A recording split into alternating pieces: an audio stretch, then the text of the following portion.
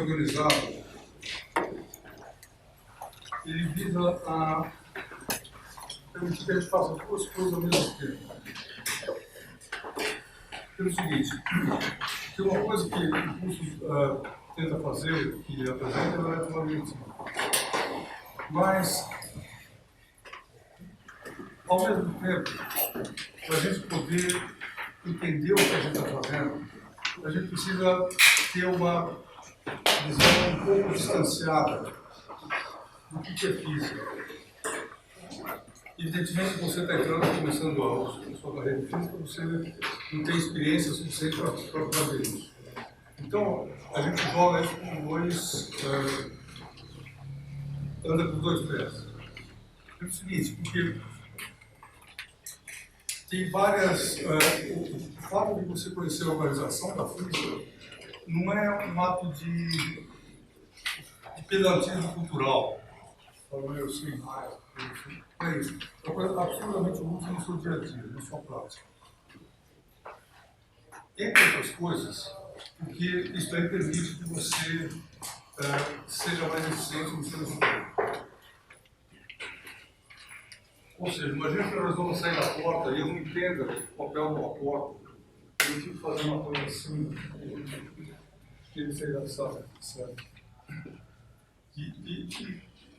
Tudo bem, aqui é óbvio que isso não é verdade, mas que não é bom. Mas, quando a gente estuda física, muitas vezes a gente gasta energia fazendo coisas que não são adequadas à física. Tudo bem isso?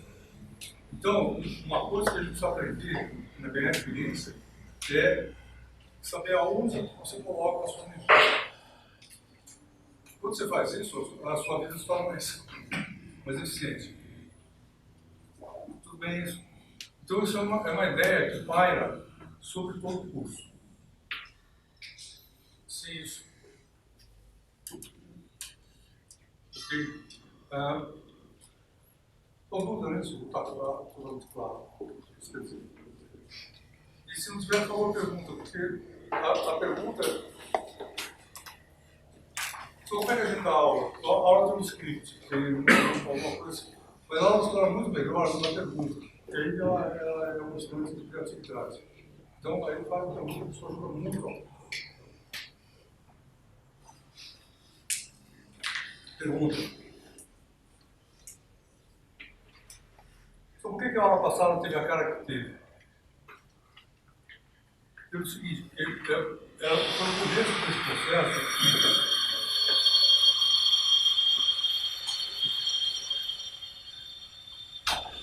de mostrar que o conhecimento de física não é uma coisa só. E ele não é uma coisa cinza. É uma coisa feita de pedaços brancos e pretos, organizados dinamicamente. Certo? Então, se você tratar todo o conhecimento físico que você estuda aqui na escola como uma coisa única, você vai acabar não dando muito certo. Certo? Ou seja, você não aprende tudo que você tem para aprender.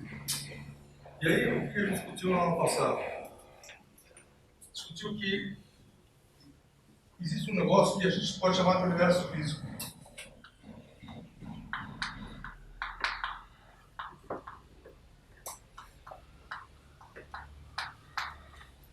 E esse universo físico, o modelo que a gente apresentou, ele tem um palco aqui, ele tem um diretor de uma peça cósmica, e tem os atores. Isso é muito importante pelo seguinte, porque a gente precisa aprender a colocar a força no lugar certo. O que são os atores? Os atores são principalmente massa, campo gravitacional, carga elétrica, campo elétrico-magnético. Isso aqui é a coisa que a gente vai estudar aqui. Esses campos. Qual é feito do quê? Espaço, tempo, energia, momento linear, momento angular. Diretor da física. Eu preciso por um objetivo. Você já viu o seguinte: isso aqui não é um universo físico. Fica de baixo. Que universo físico? É o físico clássico.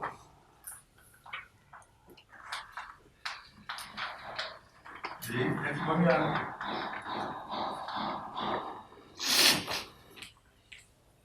Tudo bem isso? Bom, sim. Eu pergunto o que define esse ambiente aqui? O que define são teorias. Então, o que acontece na física é o seguinte: quando você muda a teoria, esse negócio de quadro muda. Chacoalha e se reorganiza. Passou para a relatividade, vira outra coisa. Passou para a mecânica quântica, vira outra coisa. Então, não existe continuidade. Isso que é importante. Nesse tipo de conhecimento. Existe alguma continuidade. Claro que a gente fala espaço, enfim, na universidade clássica, fala espaço e relatividade. Só que o significado dessas coisas não é o mesmo. Vamos lá. Tudo bem isso? Ou sim, pergunta. Só perguntinha. Tudo bem. Essa noção de tempo na física também é muito importante, tempo histórico. Por quê? O que a gente chama de física, no sentido mais moderno do termo, talvez possa ter começado em, pode pôr um número aqui, 1400. 1500.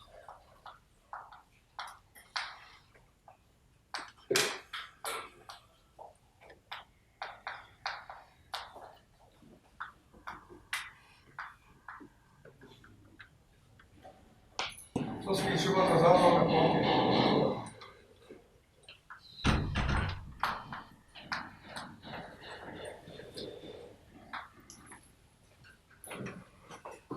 Ele perguntou, vamos olhar para a mecânica, antes de olhar para a eletromagnetismo. Onde se situa a mecânica nessa linha do tempo? E uma coisa que eu queria agora comentar para você, mecânica clássica é uma coisa que jamais existiu.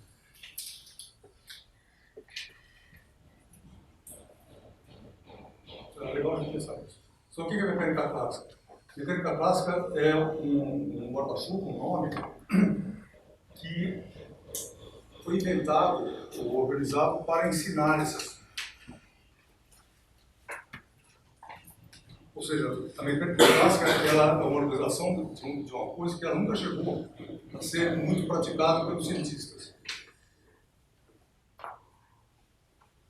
Pergunta nisso. Uma pergunta aqui. Bom, eu faço pergunta. Quem está surpreso com essa informação? Tudo bem? E aí a questão é assim, por que isso é assim? Aí você olha a história da mecânica. Mais ou menos ela começa por aqui. Nessa época, as pessoas estavam começando a discutir se o universo era aberto ou fechado. Se a Terra estava no centro do universo ou não estava no centro do universo. E qual era o tamanho do universo. Nessa época, muitas teorias da física não tinha física, né? Teorias da física do universo diziam que estava a Terra aqui no centro, tinha os planetas, que já sabiam que havia um espaço aqui, e havia uma esfera final das estrelas fixas. Todas as estrelas estavam numa bola, que volta e acabou. E o universo acabava aqui. E não tinha mais lugar, não tinha outro espaço para isso, não tinha nada. Tudo bem? E aí, nessa época, a religião orientava muito essa discussão. Por volta de 1500, mais ou menos, aparece o Copérnico. Ele vai falar o Sol está no centro do quê? Não é bem do universo. Ele falou, na verdade, que a afirmação que ele fez na época é o seguinte, é que ficava mais fácil entender, vê o que ele falou, já é uma atitude moderna. Assim, fica só o ventilador. Quem é a favor? Tá bom, tá bom.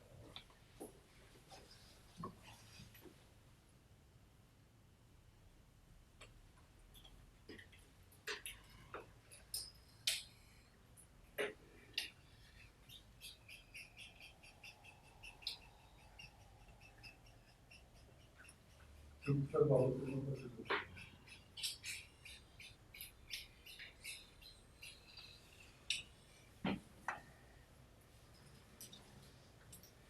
bem? O que ele falou é o seguinte, que ficava mais fácil a gente pensar que, para explicar aos fenômenos, que o Sol está no centro do sistema.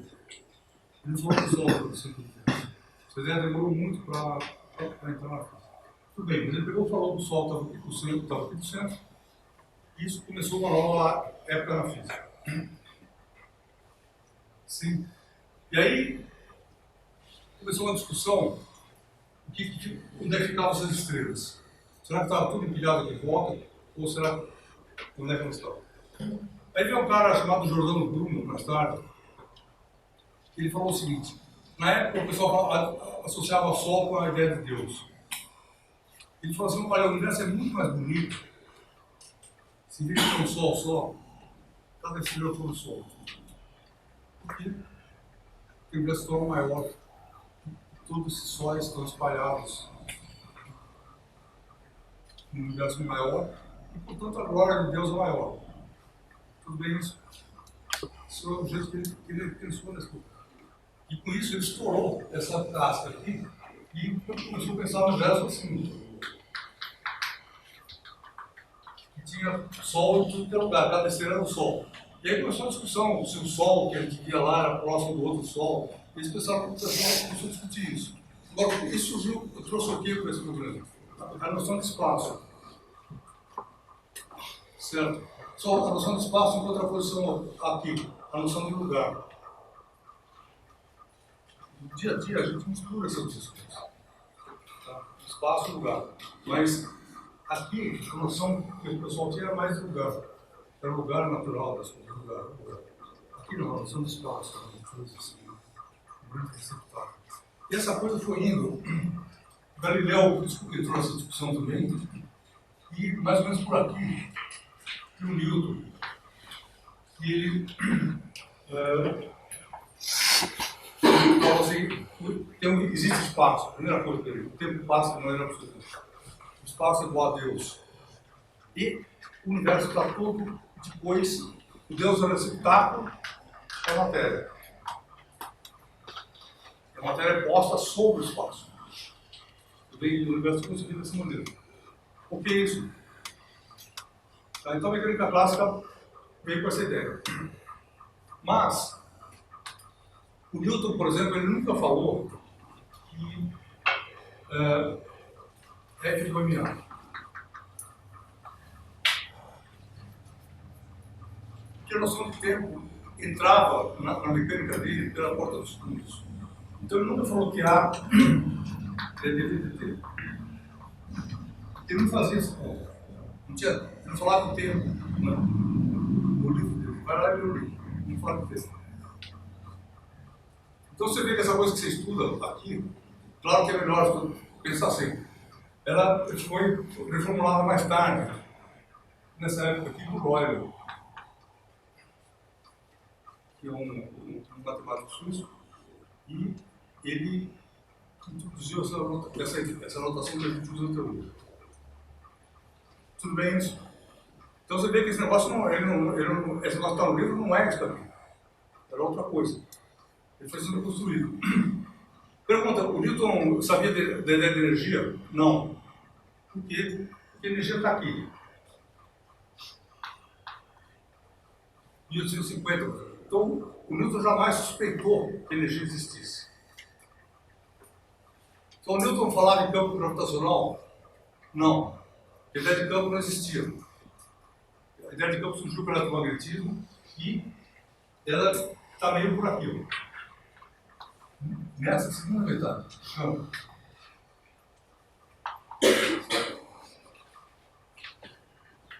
Sua energia potencial. E depois ainda, você precisa de campo para ter energia potencial. Então ninguém falava energia potencial. Você fala energia não pode ter energia potencial. Então falar energia potencial ninguém falava, ninguém sabia disso. Isso aqui é tardio. Energia potencial. Então, eu estou só avisando o seguinte, que essa coisa que a gente estuda, e é importante estudar desse jeito, não é uma crítica a isso. Só que a gente precisa ter consciência que isso que a gente estuda é algo reconstruído, passado a limpo. Bárbaro, mais ou menos, sei lá, 400, 500 anos de pensamento que foi remisturado e virado mecânica clássica. Tudo bem isso? Só de quando que é relatividade? Relatividade é restrita é aqui, ó.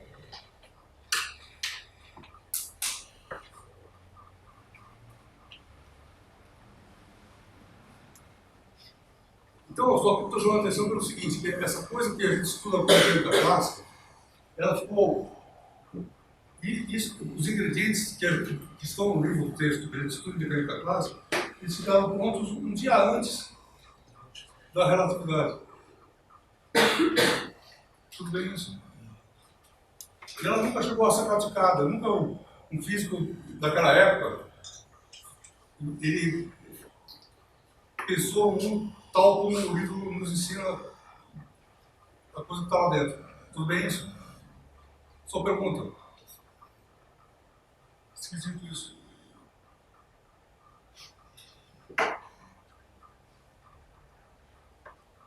Só um comentário.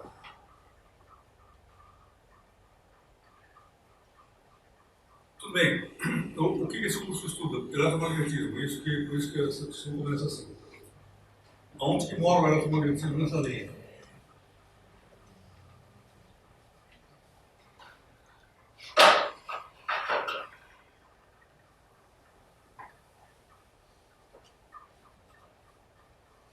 Ele precisa tomar um pouco de cuidado com a seguinte coisa, antes de frente. Só a palavra energia é anterior a essa data? Sim. De onde que ela veio? Dos gregos. Então, há 2000 anos já se falava a palavra energia. Só que ela não tinha significado. Tudo bem? Eu dizia outra coisa. Porque quando os caras começaram a entender energia aqui, alguém foi lá no passado assim, que palavra que eu vou usar? Ele foi lá na Grécia e procurou a palavra boa. Já é energia. Então recuperou a palavra, mas os gregos não sabiam que a energia nesse sentido moderno. Tudo bem isso? Essa ideia é muito recente nessa história. Então, só para completar esse quadro, relatividade aqui e mecânica quântica aqui. São as duas grandes coisas novas do século XX. Eletromagnetismo. Ímãs naturais eram conhecidos desde a antiguidade, mas ninguém tinha ideia do que tinha lá dentro. O ímã natural, a primeira descrição moderna dele surgiu em 1800, antes das cartas. Então, o médico inglês chamado Gilbert. 1600 ou 1800? 1600. E ele é contemporâneo de 1600, por exemplo,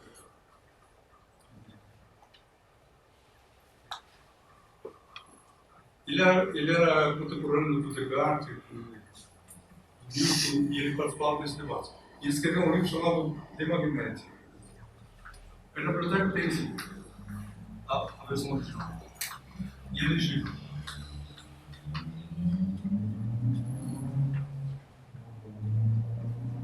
Então, por que o campo magnético era importante nessa época? Só? Quem falou? Bússola. Só bússola? Sim.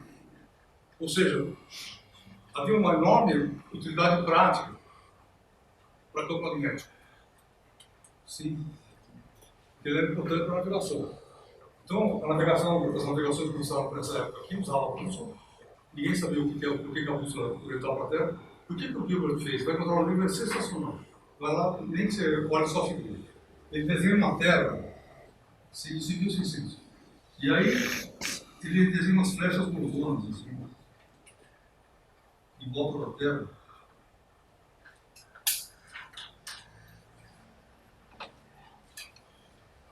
Foi o primeiro cara a afirmar que a Terra era um ímã. Como é que ele fez isso?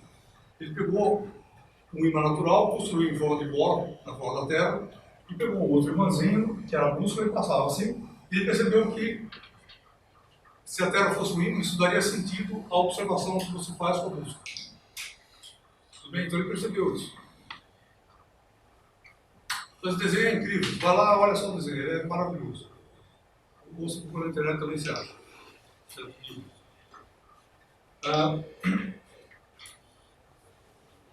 O estudo dele ficou em cima do Innovador e não foi muito adiante. Em 1780, mais ou menos, aqui, depois do Newton ter feito a lei da gravitação, dizendo que massa atrai massa, as pessoas começaram a perceber que havia atração entre corpos atritados. Isso que eles vão estar na próxima aula. Mas os corpos atritados se atraíram e repeliam. E aí, o Kuhn fez um experimento e falou que a lei de atração das cargas é bastante parecida com a lei da gravitação universal. Claro que ele se inspirou na lei de Newton e então ele fez a lei dele mais ou menos. Isso permaneceu um negócio isolado. Nessa época aqui,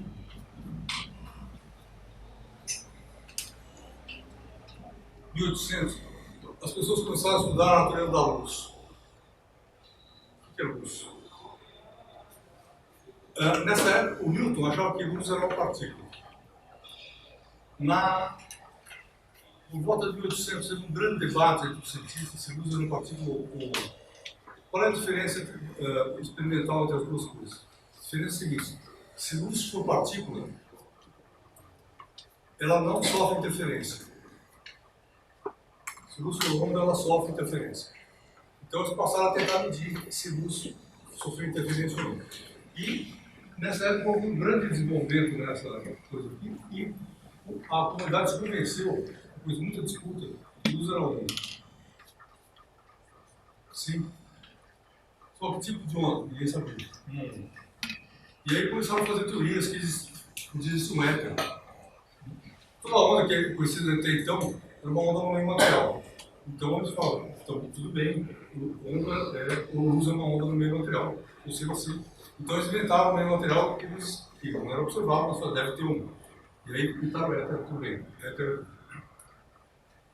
Quando chega aqui, nessa época,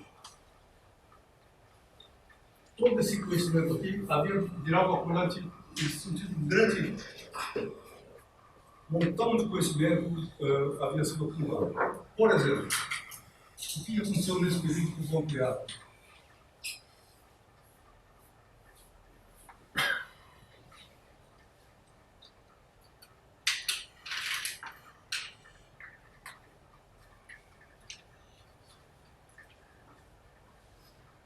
Só de quando a corrente elétrica? Não existia corrente elétrica antes de 1800. Então, todas as coisas experimentos que a gente faz com corrente elétrica eram dos efeitos. Ninguém sabia como fazer corrente elétrica. Quis fazer o seguinte: atritava com os caras, isso já se fazia, e de repente saía uma faísca e tão rápido que não conseguia ver nada. Então, correntes lentas não existiam. E elas surgiram aqui, 1800 por volta. Se olhar o auditório lá de cima, tem uma licença de outro curso. Isso porque as pessoas conseguiram fazer experimento no laboratório. A partir disso. E aí isso era um monte, fez uma coisa que aconteceu muito rápido, graças a esse desenvolvimento aqui. Em 1830, mais ou menos um pouquinho, já se sabia que uma corrente era capaz de desviar uma bússola. Quando a bússola aqui, usar uma corrente elétrica para fazer isso. Então a gente discute isso detalhe depois, mas a ação de correntes elétricas sobre campo, sobre bússolas, passou a ser percebida. Quase ao mesmo tempo, o Faraday, que é um físico muito importante para falar dele bastante, ele falou o seguinte: se a bússola age, se a corrente age na bússola, de alguma forma, ou seja, se a corrente cria um campo magnético, de alguma forma o campo magnético deve criar uma corrente.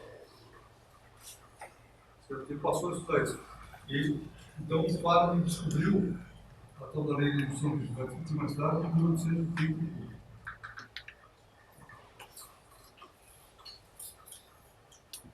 Isso aqui é o começo do eletromagnetismo. Então o eletromagnetismo começou a surgir meio nessa época. Em 1870, o Maxwell escreve as equações dele. Então a gente vai discutir isso aqui no fim dessa aula. O que são as equações de Maxwell? Mas só para ter uma ideia, a coisa mais importante que o eletromagnetismo são as equações de Maxwell surgiu mais ou menos aqui nessa época. Por que esse nosso é muito importante? Pelo seguinte, pela primeira vez que essas equações foram entender que usa uma onda eletromagnética. Então, esse entendimento é muito sério. Sim. Então, energia potencial. 1880. Faz um momento. Tudo bem isso? Só simples. O que o eletromagnetismo produziu depois? Só, tudo bem isso aqui? Então, moral da história. O eletromagnetismo, eu teria que ela veio um pouco antes aqui, mas a essência do eletromagnetismo foi feita no século de 1800 e 1900. Em todos os períodos. O que é isso? Só o que o eletromagnetismo trouxe para a física? Oi? Não. Nós temos que levantar a mão, tirar um discurso. Não sei de onde eu sou. Você falou. Eu queria então. Oi? Trouxe, no caso, motores, trouxe. Não, isso do ponto de vista prático, mas pensa no desenvolvimento da própria conhecimento da física. Como foi? Oi? Campos, ideia de campo. Sua ideia de campo? Sim. A ideia de campo não existia. O Newton, ele tinha um pedaço de matéria aqui, e ele não sabia, porque ele não tinha ideia, não tinha teoria por trás, por que a matéria atrai essa. Ele sabia que atraía. Isso aqui era experimentalmente perceptível, graças ao movimento dos planetas em torno do Sol. Que havia uma força assim. Por que havia essa força, ele não sabia. Tá? Campo, quando que ele surge? Um dos pais do campo é o Faraday. Então, o campo não.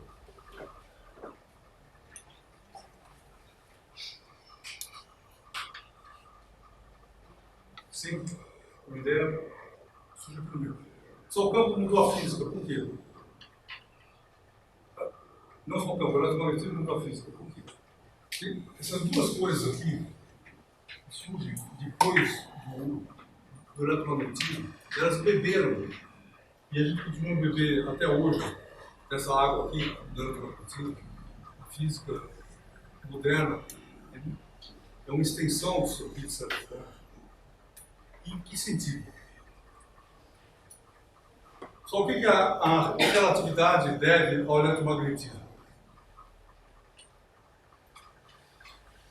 Campo unificado. Oi? Campo unificado? Campo unificado? Não. Isso aí é uma ideia muito posterior.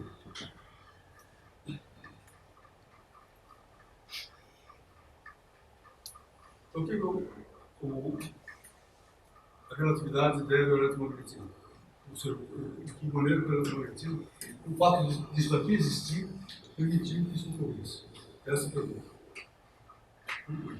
A constância da velocidade da luz. Oi? A constância da velocidade da luz. Só a constância da velocidade da luz?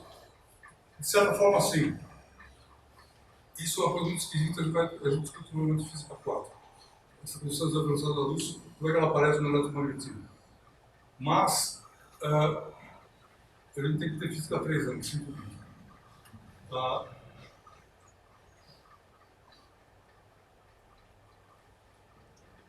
O Einstein, na primeira página, o trabalho do Einstein sobre a relatividade, ele não fala assim, eu vou falar sobre a relatividade, não tem que falar relatividade, não aparece no título.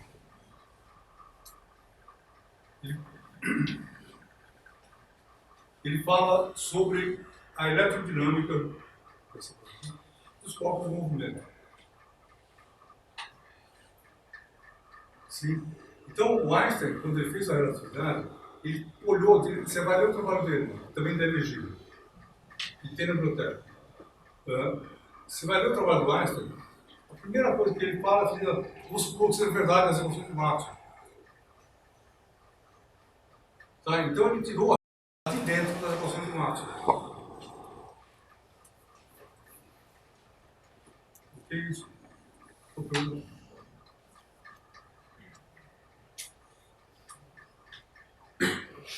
Tudo bem, e é isso a gente estuda em física quântica. Isso a gente não estuda, se estuda mecânica quântica. Mas pelo que a mecânica quântica deve ao eletromagnetismo. Ela deve à desmaterialização da matéria.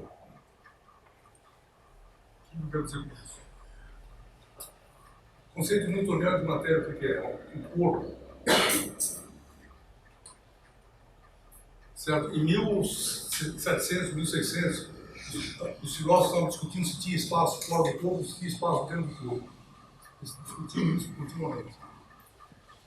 Eles estavam tentando entender o que é o corpo.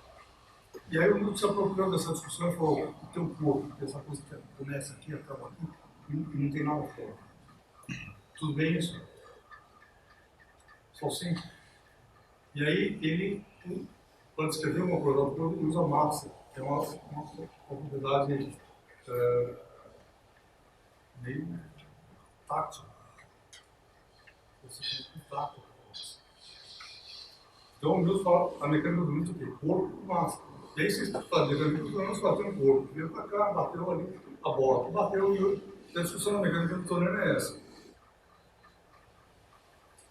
Só você pode entrar dentro do corpo. A matéria pode penetrar dentro da matéria. Essa questão fundamental para a gente. Os caras que vieram depois do Newton, aqui nessa época de 1700, eles discutiram essa questão. E tem um cara muito famoso, se não me engano é o Boyle em inglês, que ele fala assim: olha, como é que você coloca um prego na madeira?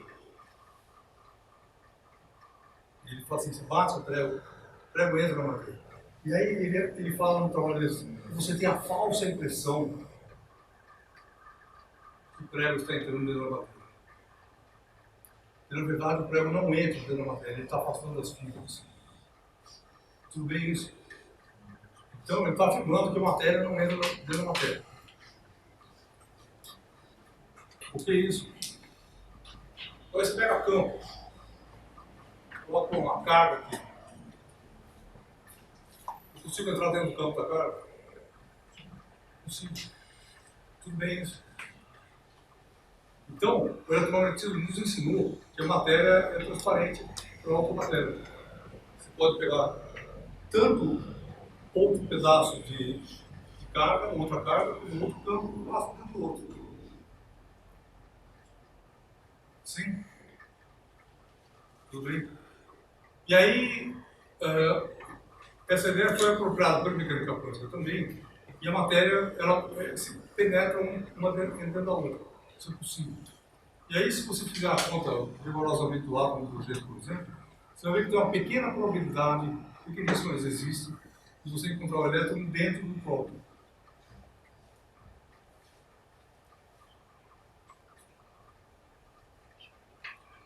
Sim. Então a matéria acabou esse negócio da bolinha rígida. E aonde, quem detonou isso? Eletromagnetismo. Ok? Pergunta.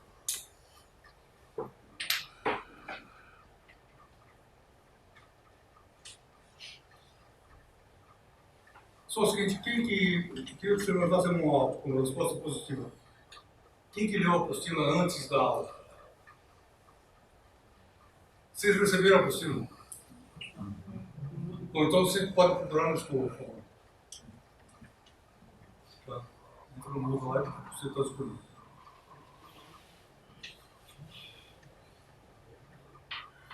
Ok. Sim, pergunta.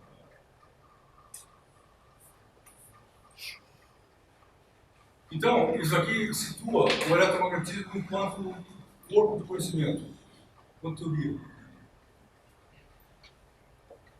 E aí, daqui para frente, a gente copia, muda.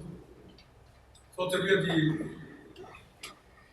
das interações fortes atuais onde tem quarks e grupos, não sei o que, ela foi copiada. Não, não é copia igual, né?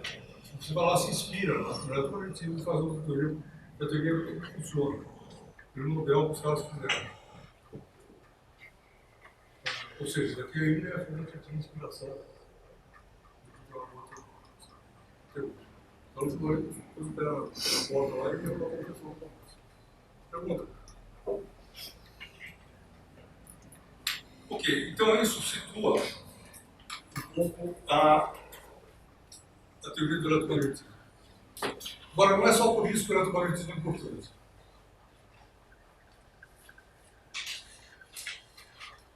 Só você está aqui, não é você. Eu também estou aqui, por causa do eletromagnetismo de certa forma. Isso que a gente entender. Por quê?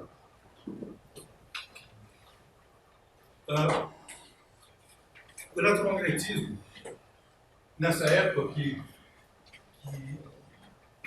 eles estavam estudando isso, eles não tinham utilidade nenhuma.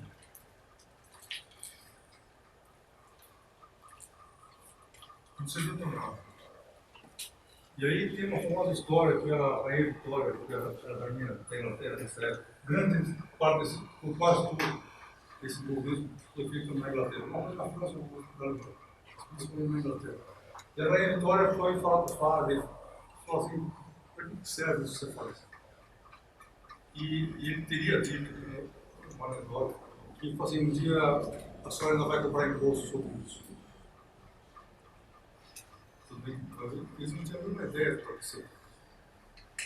Como que essa ideia surgiu? Muito rapidamente. Muito rapidamente. Tá. Então, isso daí é um exemplo que é sempre usado quando alguém chega aqui e fala assim, essa coisa física de partículas, Bose de Higgs serve para aquilo. Então, para que serve o Bose de Higgs? E o modelo de resposta é esse. Tudo bem? Ou seja,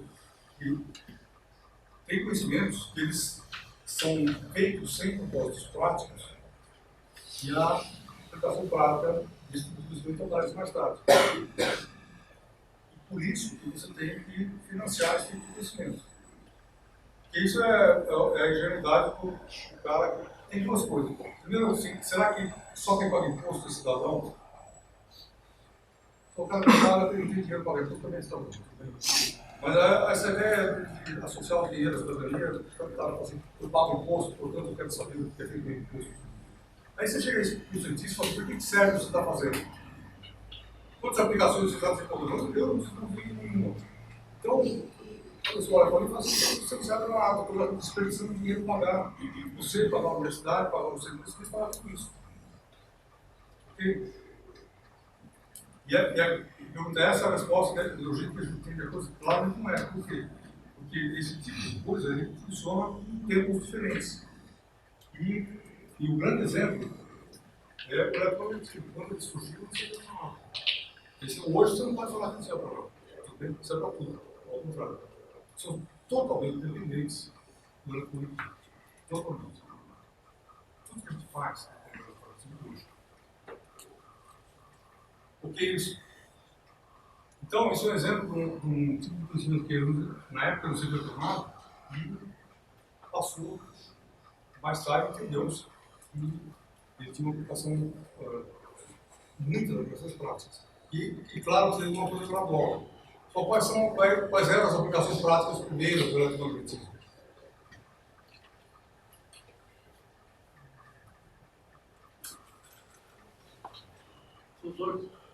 Motor. Só sem motor? Sim. Se você olhar a cidade de São Paulo, desde quando a cidade de São Paulo tem luz elétrica? Mais ou menos por aqui, 1900. Só quem trouxe luz elétrica para cá? Os ingleses. Por que eles trouxeram eletricidade para a cidade? Porque eles queriam ganhar dinheiro. Agora, por que você fornecer eletricidade permitia que eles ganhassem dinheiro? Você via para duas coisas. Uma coisa que não era tão importante era a iluminação doméstica. Uma coisa que era mais importante era outras coisas. Por exemplo, tinha bonde em São Paulo, que era um trem, um vagão só, com trilhos na cidade e movido um motor elétrico. Que tinha uma fonte de alimentação com dois fios e as pessoas se moviam. E a companhia ganhava dinheiro com isso. Ou seja, em 1910, mais ou menos, esse negócio já estava sendo bastante aplicado. Outra coisa era o motor industrial. Cobrar era a grande indústria daquela época, tecelagem. Não sei se tiveram chance de ver uma máquina de tecelagem, máquinas enormes. 3 vezes o tamanho dessa máquina. Metal. Para fazer funcionar isso, foi uma motorzão. De novo, a eletricidade aparecendo. Então a eletricidade começou a ser aplicada nessas coisas. Mais tarde, o desenvolvimento da eletrônica, que é outra coisa importante, ele é meio da segunda metade do século XX. Essas coisas pequenas, micro coisas, elas surgiram na segunda metade do século XX. Então, na primeira metade era usada para coisa mais. Outra coisa que é eletromagnetismo foi usada. Foi aí você vê o seguinte, sempre o casamento da economia com o desenvolvimento da científica. Um cara muito importante nessa história aqui é o Red Size. Vamos falar dele mais tarde.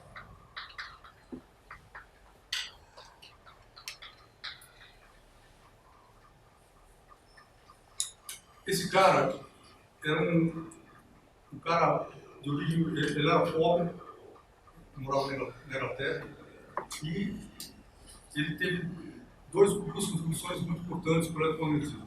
Uma delas que essas equações que a gente estuda, na forma que a gente estuda, vou apresentar no final, foram desenvolvidas pelo Red Size, não pelo Maxwell.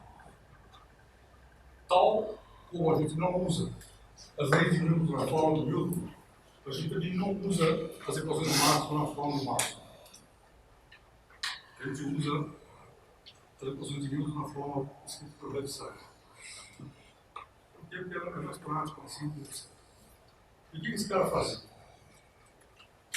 Na Inglaterra, Europa, sabe? Cara, Europa. Inglaterra está mais ou menos. E aqui tem a Dinamarca.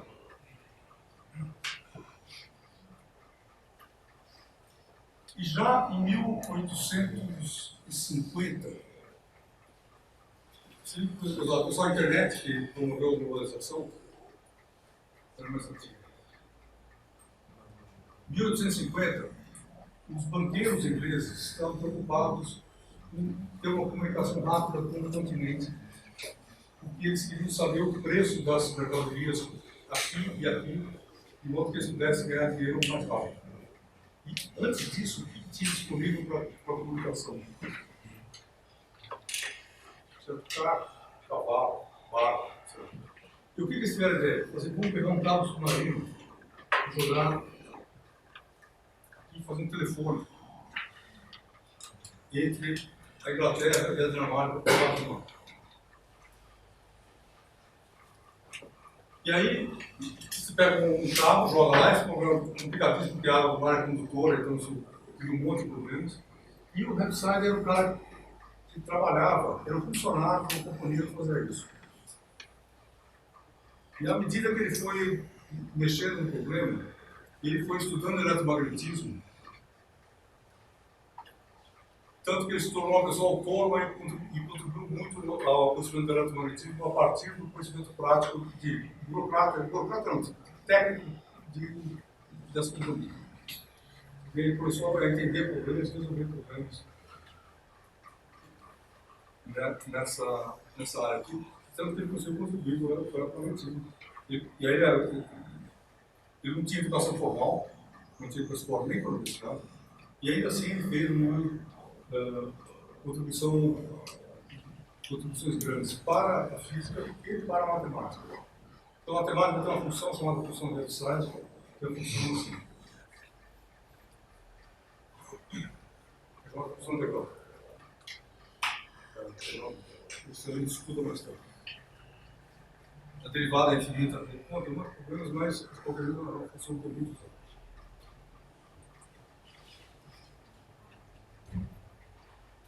Só pergunta. Ok. Aí, então, o elemento tem toda essa importância. Importância econômica, importância teórica, e tem uma outra importância também que eu queria chamar a atenção para vocês. A importância dos fenômenos no cérebro. Se você olhar aqui nessa sala, o que acontece na sua vida, você se trata como indivíduo aqui, que tem origem eletromagnética. Exemplo. Tudo bem, mas isso não é sua vida. Pega você. Tudo bem, é importante, mas está fora de você. Pega você. Interação entre os átomos? Oi? Interação entre os átomos? Só relação entre os átomos, sim. Por que serve a relação entre os átomos dentro de você? Porque ela serve para tudo, sim. Por que você, de que maneira que você come? Você come o alimento porque como é que a energia da comida é transferida para você? Ações entre átomos. Essas reações são regidas por quê? Por elétrons. Tudo bem isso? Só dentro da célula do seu corpo, são os elétrons. O impulso que permite você chegar ao cérebro, a sua informação, o uso do cérebro, é tudo elétrico. Tudo bem isso?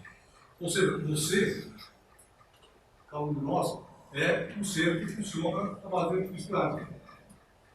Tudo tal. Isso significa que, antes disso aqui, ninguém entendia que esses mecanismos internos a nós não eram passíveis de ser entendidos.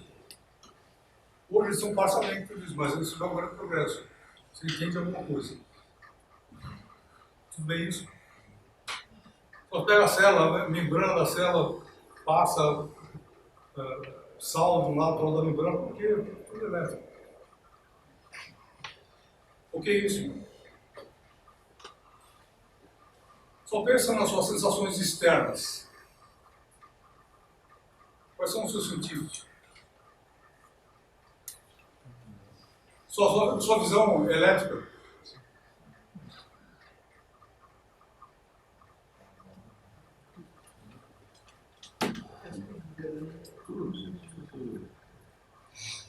Pessoal, sim que é. Em que sentido? Muitos. Pergunta.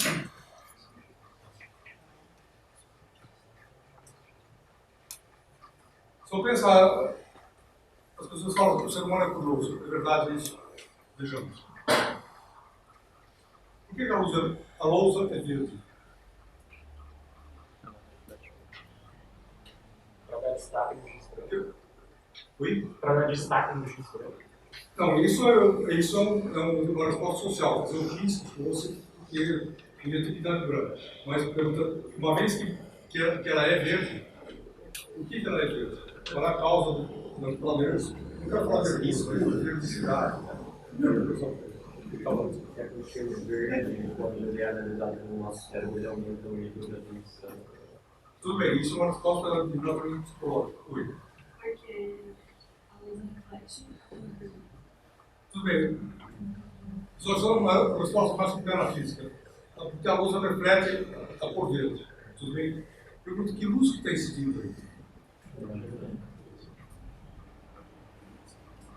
Já tinha pensado nisso?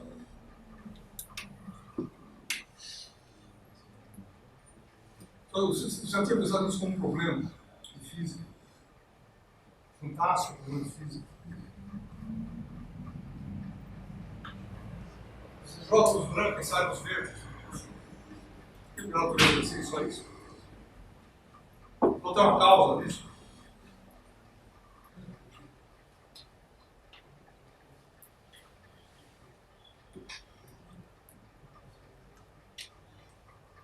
Só a lousa é verde. Não. Enfatizando o é aqui. É todas as cores menos verde. Oi? É todo mundo verde. Não quer não absorve verde. Oi? Nós temos a impressão que ela é verde, mas ela absorve tudo sobre menos luz, menos o verde. Então, ela, qualquer Só sei isso, que ele está falando a verdade. Certo? O que você está vendo aqui é um mecanismo físico. Só que mecanismo? Se troca luz branca, cadê o vermelho?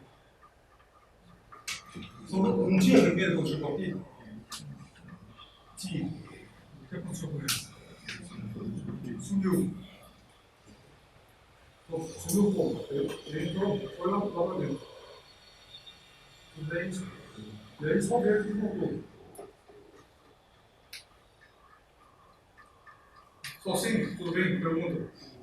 Então você está vendo que isso aqui é um objeto dinâmico e, em particular, não é verde. Se você jogar outra luz, se você jogar luz vermelha no cromática, você vai ver preto. Tudo bem? Então, isso aqui não é nesse sentido verde. Você vê que não é uma propriedade intrínseca do objeto. É uma propriedade do diálogo com a luz. O que é isso? Só assim. E aí você vê, tem algum fenômeno óptico que não seja isso, todo som.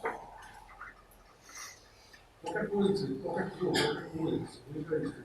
Aí essa luz daqui chega no seu olho, o que ela faz? Ela aciona os sensores. São mais sensíveis a três cores principais.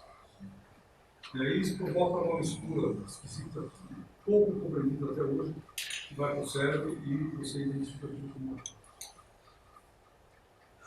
Só pergunta. Imagina o seguinte, imagina que eu fosse capaz. Qual é a. Pessoal, toda a sua vida aqui na Terra é regida pela força do movimento, apenas.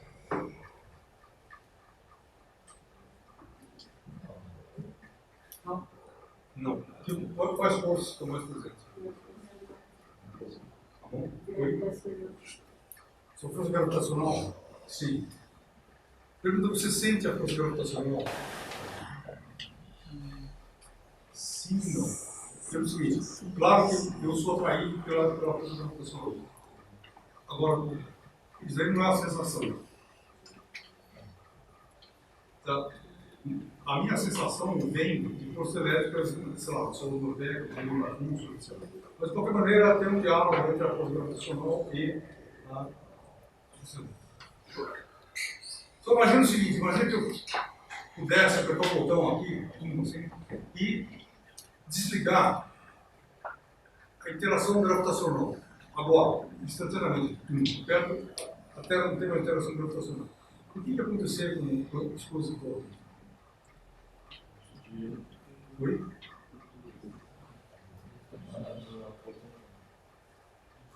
Procurar, fala alto, né? Ia voar pela tangente. Só ia voar para a tangente? Sim? O cara está girando? Perguntei se esses dias aqui eles quebrariam, viraria pó, alguma coisa desse tipo. Cadeira que você sente viraria pó? Não. Tudo bem? Por quê? A integridade desses objetos aqui é mantida pela força gravitacional. Então, se eu desligar a força gravitacional, simplesmente essas coisas espirrar para todos os lados do espaço, mas sempre da forma. Tudo bem isso? Então, um átomo continuaria sendo um átomo. Sim. Então, todas essas coisas, esses objetos, os aglomerados eletromagnéticos, se mantêm. Agora, imagina que eu fizesse o contrário. Eu pego a perna do botão e desfaço a interação eletromagnética. O que viraria a Terra? O giz continuaria a existir? Não. Só o átomo do giz continuaria a existir? O núcleo do átomo continuaria a existir? Segunda chance.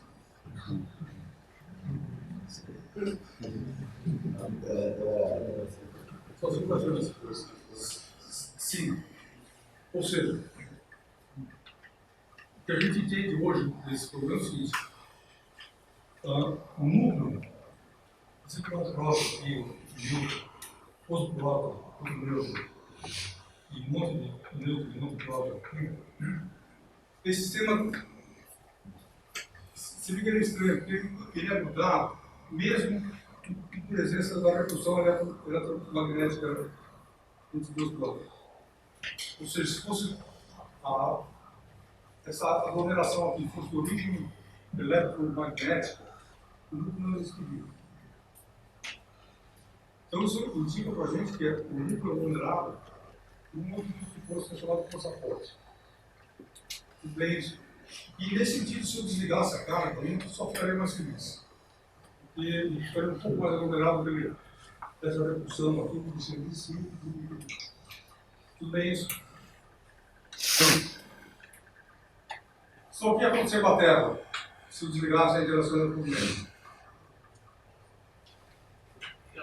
Podia virar um ar de núcleos e elétrons. Ela perderia a forma esférica?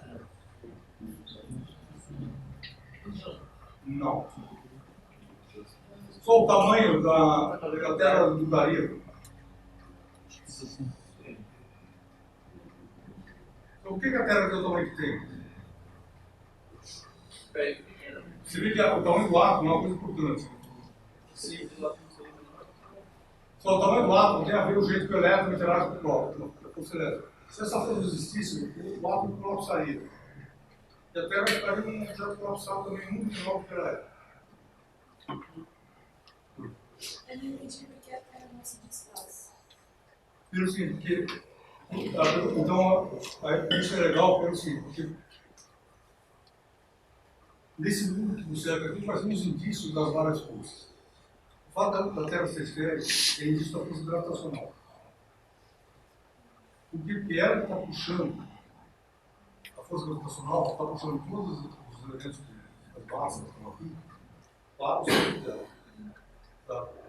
Então, a forma esférica, a forma que resulta dessa atração lá no centro, aqui, quando eu pego para cá, a matéria sempre em volta, sempre vira um esférico.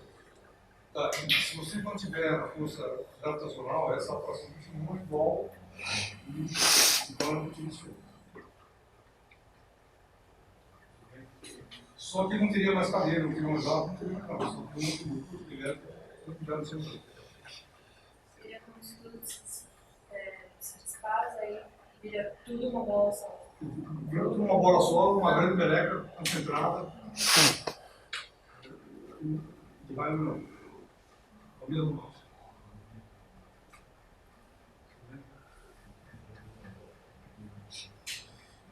Só assunto da moda, matéria escura. O que é matéria escura?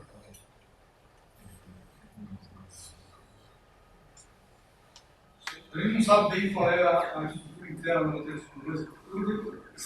Essa palavra escura quer dizer o quê?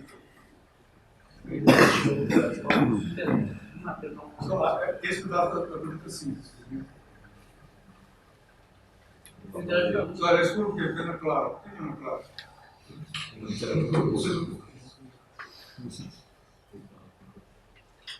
Matéria escura diz o quê?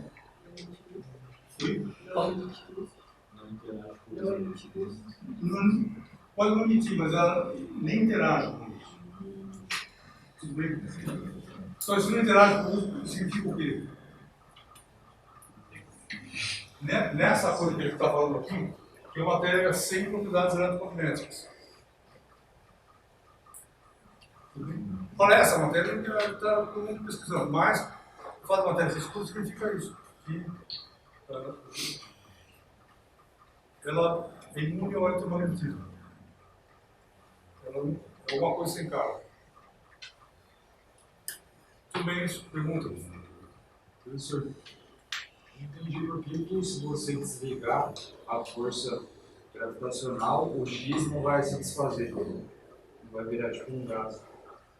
Essa pergunta ela foi feita exatamente para prestar atenção sobre esse fato. Daí pergunta assim, por que o giz tem a forma que ele tem, esse pedaço. Por que ele tem essa cara? Fala, porque tem as moléculas dele. Os vários pedaços das moléculas são grudados por força elétrica. Mas eles não são neutros, não? Mas é o seguinte, tudo bem. Só a pergunta dele. Existem forças entre coisas neutras? Resposta assim. Forças elétricas entre coisas neutras? Sim. Em que situações? Se você tiver uma molécula e aí tem carga positiva, negativa, negativa. A molécula é globalmente neutra porque tem a mesma carga negativa e positiva. A gente vai discutir mais no ano que vem. Mas, de qualquer modo, é o seguinte. Pega a água. A água e o água vem nas palavras.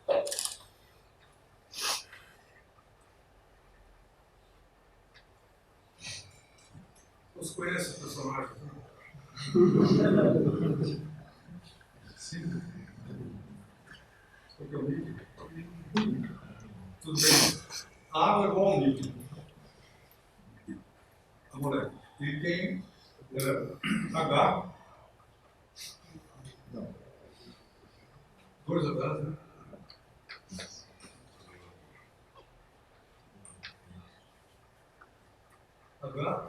O. A forma da molécula é essa forma esquisita aqui. Os 2 H's não estão na diagonal, estão no ângulo que faz 105 graus. Mas de qualquer jeito não tem essa forma.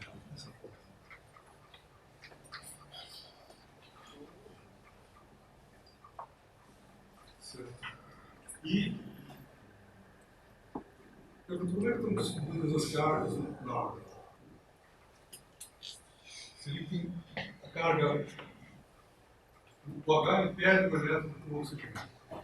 Então, nessa região aqui você tem carga positiva, predominantemente.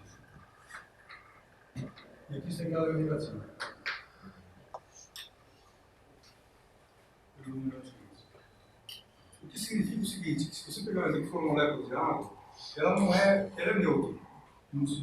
Assim, a quantidade de carga total é zero. Mas a carga não está localizada de maneira neutra. Está mais uma ponta do que não.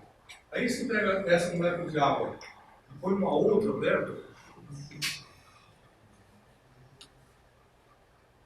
Existem forças entre moléculas de água?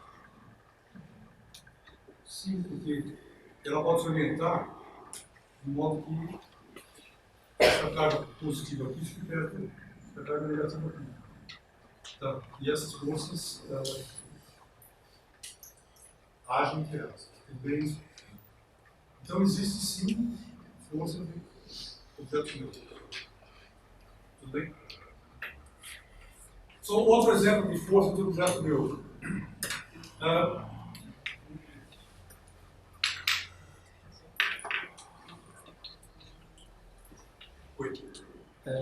Toda massa ela gera campo gravitacional. Toda massa gera campo. O giz ele é composto por vários átomos que têm massa. Sim. Então dentro dele existe uma força gravitacional entre os átomos? Sua pergunta dele é pergunta super importante. Existe força gravitacional entre os átomos? Sim. Só que eu devia ter falado, não falei. E a razão é a seguinte: que ela é muito mais fraca que a outra. Então ela é fraquinha. É absurdamente fraca. A gente vai dar um exemplo daqui umas 4, 5 aulas, vou comparar as duas. Mas é fraqueza. E tanto é que é o seguinte: você observa a força elétrica aqui, dentro do giz, porque você está vendo a força elétrica? Segunda chance. Olha para você está vendo a força elétrica? Ela permite que o giz seja dessa forma. Pois é, e além disso, vem coisa esquisita. Eu estou segurando uma ponta, e esse lado aqui está pendurado a outra. Tudo bem? Só o que está segurando esse pedaço aqui? É outro pedaço, ou se você cortar aqui, é uma força elétrica. Tudo bem isso? E aí, se você quiser pensar em termos de força gravitacional, pega o vidro. Tem uma força gravitacional aqui, nessa ponta? Tem. Tem a força elétrica? Quem está ganhando? Se a gravitação é essa, quebrava o giz e não caiu. Tudo bem? Se eu pegar um giz super grandão, isso vai acontecer. Pega um giz de 1 metro, provavelmente a ponta dele vai quebrar. Certo? Porque a gravitacional ganha. Mas isso aqui, a elétrica está ganhando. O que significa o seguinte: mesmo com a massa da Terra aqui embaixo, que é uma massa menor, a ação gravitacional sobre os pedaços é menor do que essa trocariazinha de. Só esses átomos aqui que estão jogando, são importantes. Tudo bem? Então, você vê a quantidade de matéria que está aqui nessa fronteira. Só aí, uma linha. Certo? E a quantidade de matéria que está nessa linha é absolutamente menor.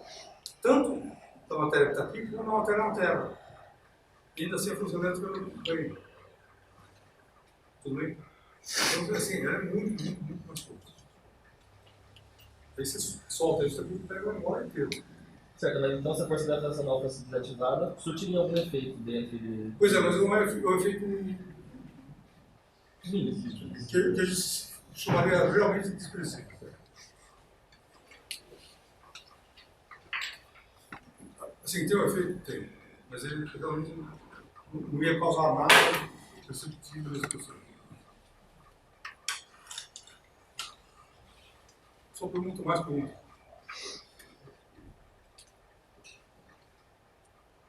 Ok, outro exemplo de força elétrica entre objetos neutros. Se eu pego essa garrafa, aí aperto a garrafa e fecho, e apertar muito que eu preciso da garrafa. Não sei, entendeu? Reservar a garrafa. Eu apertei a garrafa, ela ficou uma garrafa amassada. Ué, a tampa, ela continua amassada. Sim. Por que ela continua amassada? Tem pressão externa, tudo bem? Só o que é pressão? Choques de moléculas do ar e com essa parede aqui. Tudo bem isso? Aí, isso é dito assim de maneira genérica. Agora, pergunto, o que é o choque de uma molécula com essa parede? Só força elétrica é a única coisa que sobra. A abertura, você tem uma força elétrica, ela não chegou nem no contato físico. Na verdade, se você pensar no átomo, na molécula, ela não é uma bola. Ela não tem superfície. Ela tem um sistema que é um elétrico fazendo isso. Ela bate aqui, bater-se ela não bate. Ela aperta aqui, tem uma força elétrica. E essa molécula é neutra. Sim, pode ser. Isso aqui é neutro. Tem força entre eles. Tudo bem? O que acontece é o seguinte, que as forças entre os objetos neutros são mais fracas e mais concorrentes do que se tiver carregado. Se elas existem, existem. Só uma pergunta.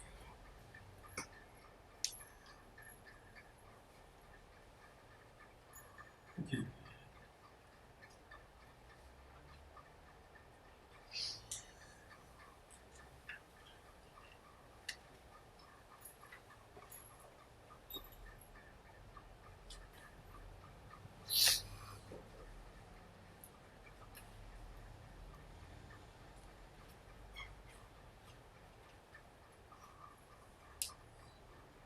Só que ele está falando disso, uma pergunta interessante também.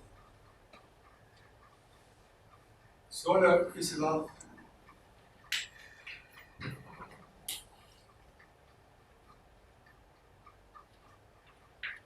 Por isso que faz o caso. Aqui tem o risco. E aí, se pegar esse lado do giz aqui, tem uma força elétrica. Para onde que essa força aponta? força elétrica que sustenta esse pedaço aqui. Só conta para cá.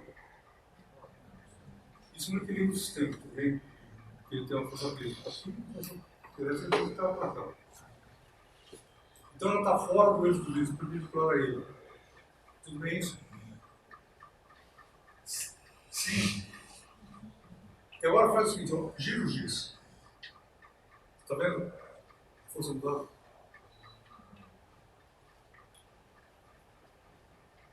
Eu sei que a força mudou. Tudo bem que ela mudou de direção. Você vai esquisito. Você faz aqui, olha. Você vai voltar assim. Mas em relação ao giz, ela muda de sentido.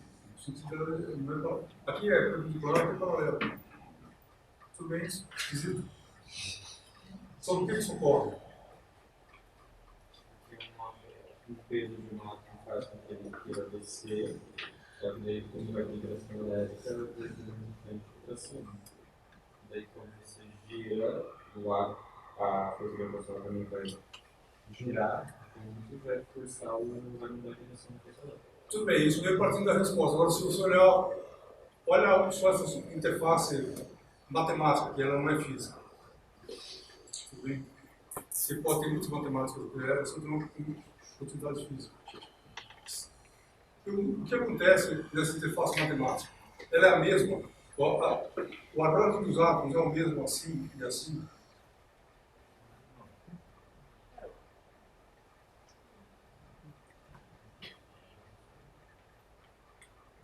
Só é ou não é? Não pode ser. Tudo bem isso? Se for igualzinho, a força tem que ser igualzinho. Tudo bem isso? Então você está vendo várias coisas. Um problema banal como esse. Tiro X, os átomos estão se reposicionando levemente aqui. De modo a fazer com que a força elétrica seja assim. Tudo bem isso aqui? Pergunta. Os pedaços que não servem para nada, mas é legal.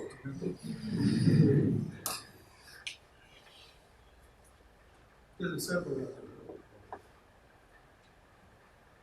Ok.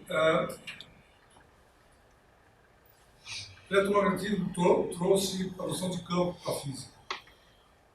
E essa noção é a noção que prevalece até hoje. Ou seja, todas as teorias de física que são feitas aqui, principalmente no mundo de partículas e no mundo da gravitação, que são os estudos mais fundamentais, que olham os aspectos mais fundamentais da natureza, eles são formulados em termos de campo.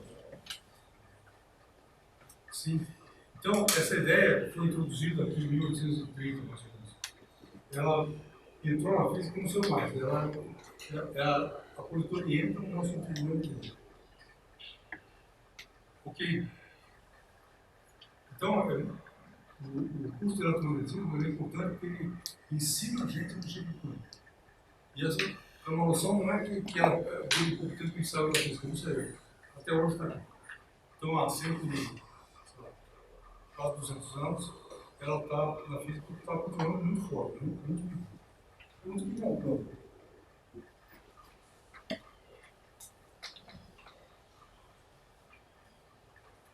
Tem duas questões importantes. A ideia de campo é o seguinte: se você pegar um pedaço de matéria, seja ele uma massa ou seja uma carga, a ideia de campo é que existe em torno dessa coisa aqui algo que a gente pudesse chamar de uma aura.